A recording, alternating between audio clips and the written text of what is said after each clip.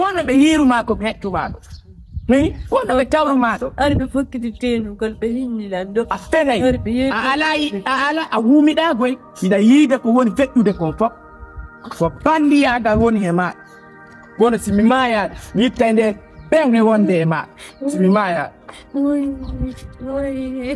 no wawata ƴeewide kon koccoɗa ara faccintinoɗa ko galle an ka ko an darniɗe e galle ka ko an rondi ndiyam ha ndu suudu gasi iga mettanmi hande sago a nawi mi toɓɓe gite kono ɓa ari a naatitiɗo mi hollete ko colum joni si tawi mi mayaɗa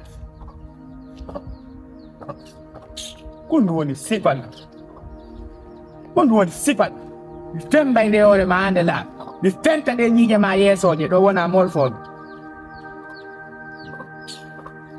mi malan ko julleɗa watini ñannen kam mi yitti sika ɓe yimɓe ko anndo mi tenay nde hoore ma ñande mi yitti kadi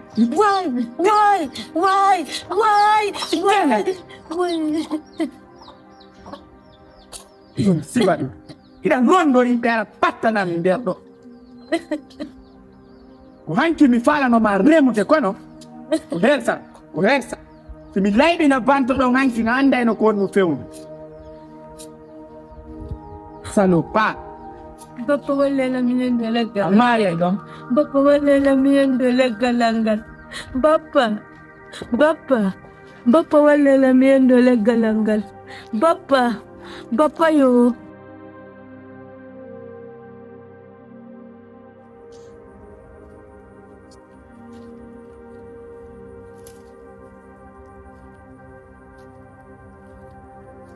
Assalamu alaikum.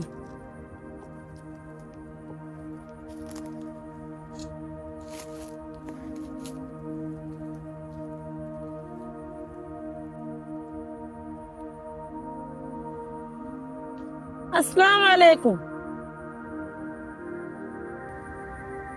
Karama ko posondomi.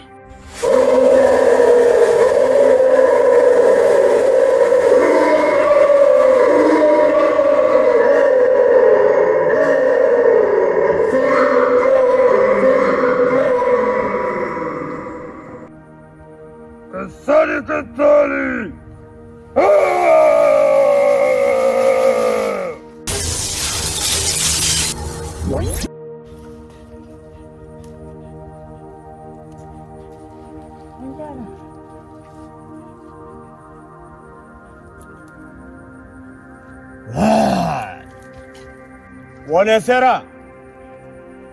Buonasera. Okodo heɓuɗen wato ga ɓado yewtami faale ma yewta no faaliraɗa eno miijorɗa a hewti ka karamo ko posondomi ande ma iwi siko nawna o sellay siko jinna mi jattinayi mi foccaɗi haadi terto on tigi ko min posondomi nam miɗo jentima Karma ko min yewti ko mon ɗo ko ɓi an woni sella ɗo koto an on wala yiwde hinde jiwo on no fotno laba faale on darna so tawi ko batte jungo e siwana ɗum Jin.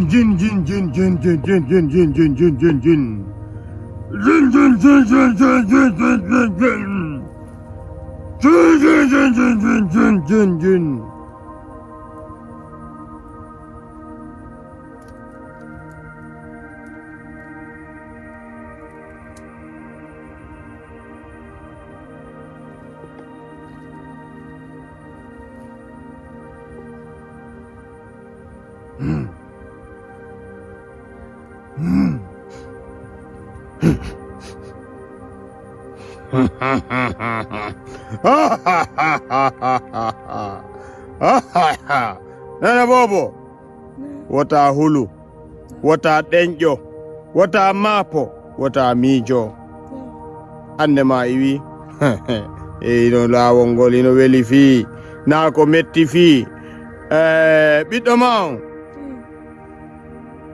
wona no sikkirɗamo non wona batte jungo woni e makko, wona kadi hendu o fotti, wona kadi mama dabi o yaaɓi.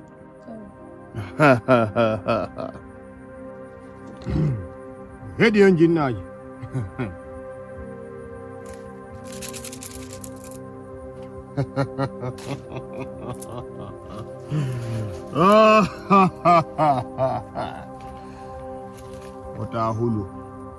wota hulu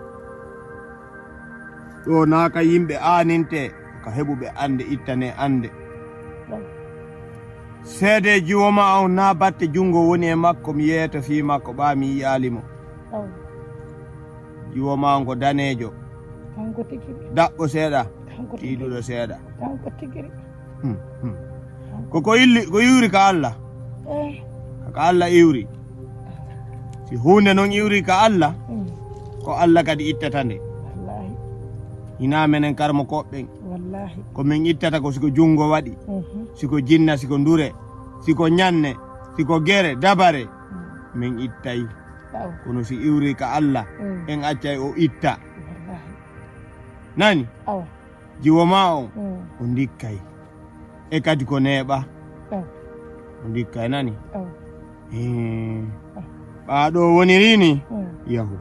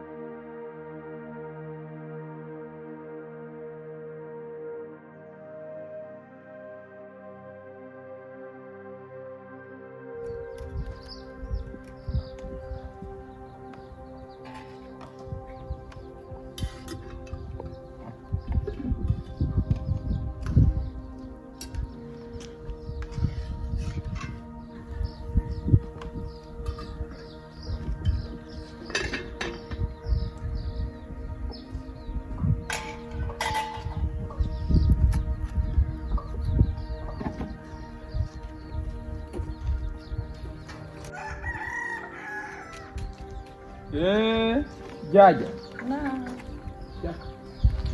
Angkadi o wure.